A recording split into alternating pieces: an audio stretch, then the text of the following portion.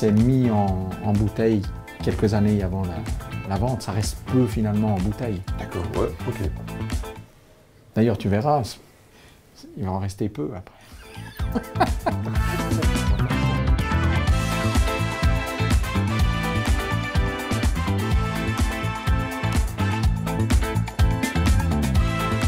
Il se fume bien, hein? Ouais, hein? Hein? Magnifique. Ouais, Tu écoute. vois, moi qui disais qu'il fallait avoir mangé avant, j'ai mangé un yogourt, tu vois.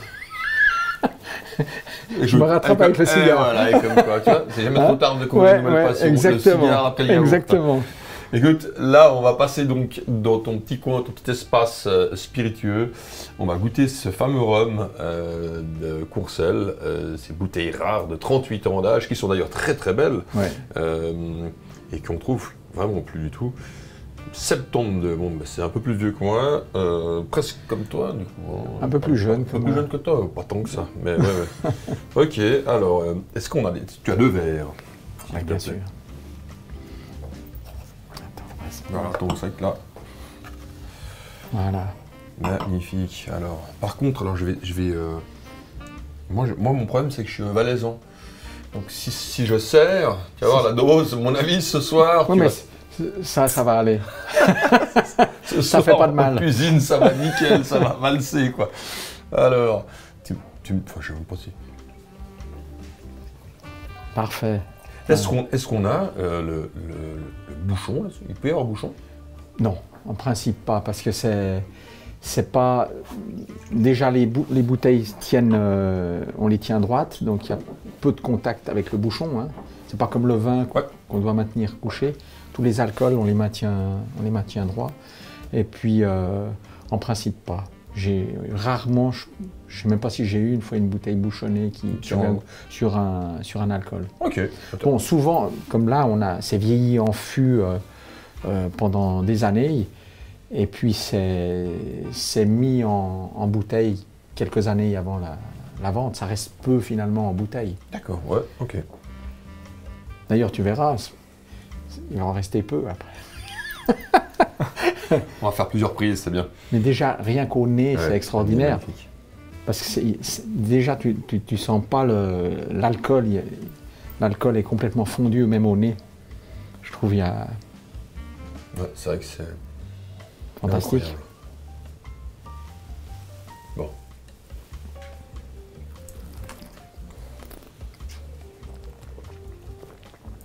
Et la couleur est magnifique. Hein. Ouais. C'est vrai que je suis pas habitué à boire des alcools forts. Et je me rappelle que c'est pas une bière.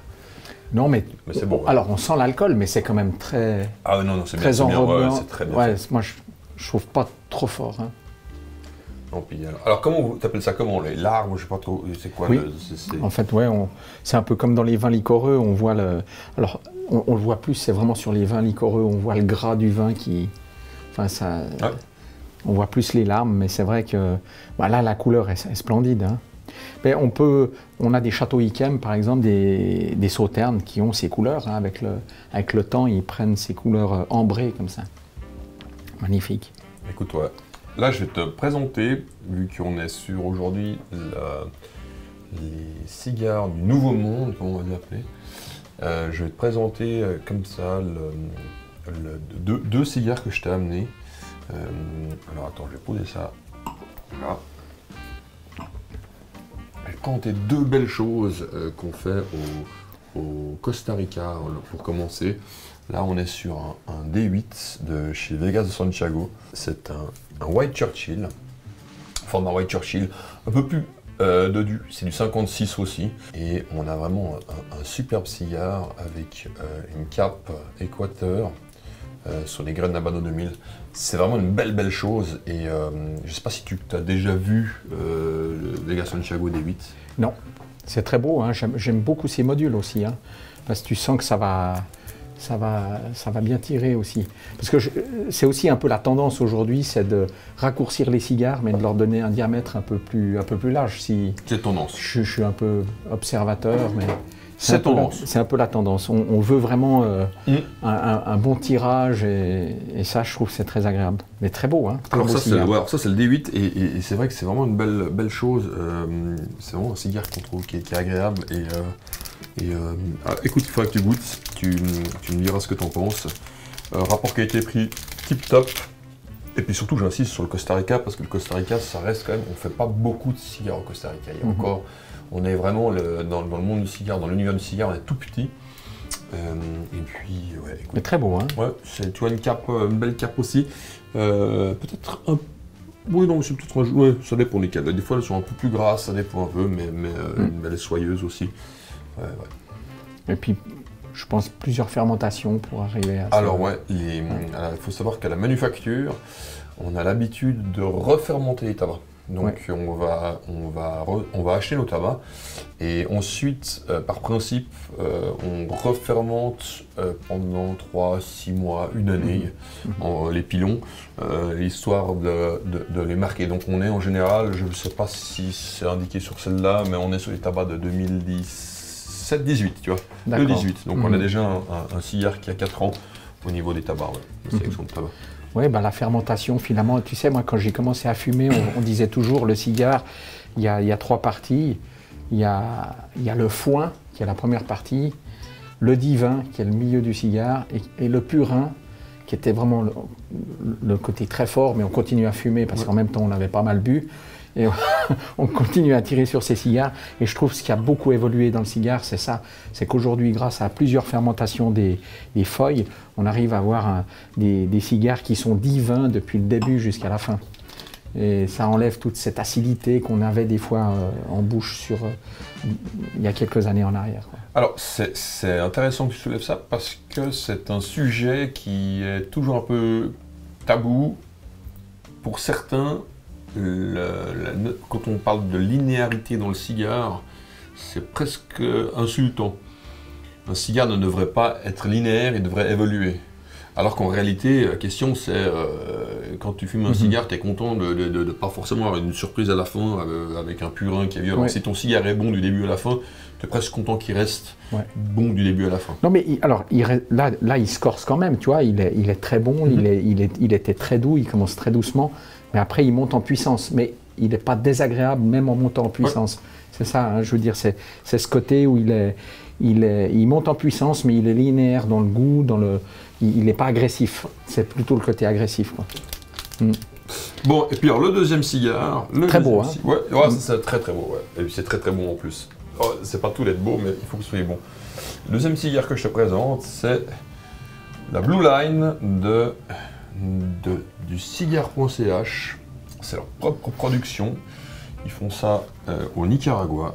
Alors ça, on est sur un Robusto, mais tu vois, plus tendance Robusto que le premier Robusto qu'on a fumé. On est sur le vrai Cepo, on va dire Robusto, qui est en 50. Et puis on a une grosse bague qui vient à cacher, parce que c'est pour les cas, il ne cache pas la belle cape, mais voilà, c'est une belle cape. Et ça, on est sur des cigares qui roulaient au Nicaragua, au sein de la manufacture Horacio. Et c'est une très très belle chose aussi.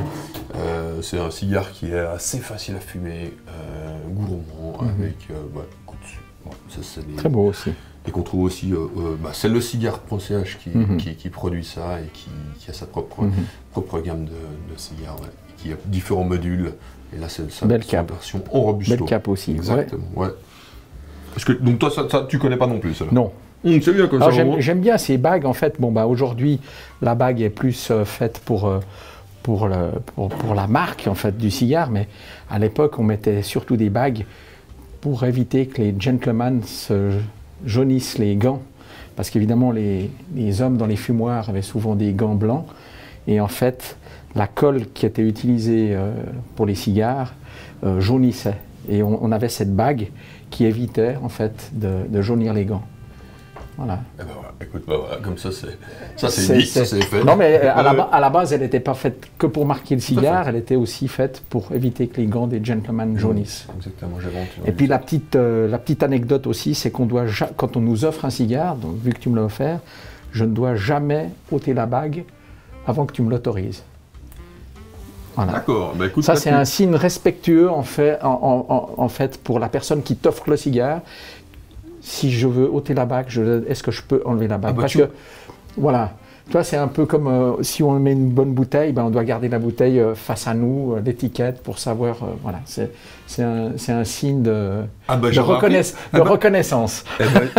Voilà. J'ai appris quelque chose aujourd'hui. Grâce à toi, je te remercie parce que tu vois, c'est quelque chose que souvent les gens ont tendance à soit enlever la bague directement, soit la garder. Alors sur son propre cigare, on peut, mais en général, quand il est offert, tu ne dois pas l'enlever sans l'autorisation de celui qui te l'a offert. Je me coucherai un peu moins con ce soir. Je te remercie, Philippe. Écoute, pas de problème. Écoute, santé.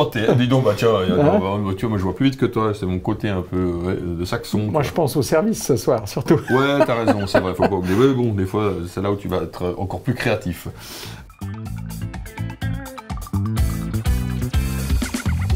On peut fumer au tabac, par exemple, cuire avec des feuilles de tabac et donner l'arôme de tabac. On peut faire des infusions, on peut faire une sauce avec du tabac. Moi, je me souviendrai toute ma vie de ce premier Monte Cristo, évidemment, parce que c'était le premier, parce qu'il était bon comme ça. J'ai fumé ce cigare jusqu'au bout, avec un plaisir immense, sans être malade. La chasse vient de commencer, donc le gibier à poil, le gibier à plumes. À poil? À poil et à plume. Ah, écoute, un gibier à poil, c'est beau. Ouais. À plume, c'est pas faux. Ok, d'accord. Bon, bah écoute, voilà. Bon.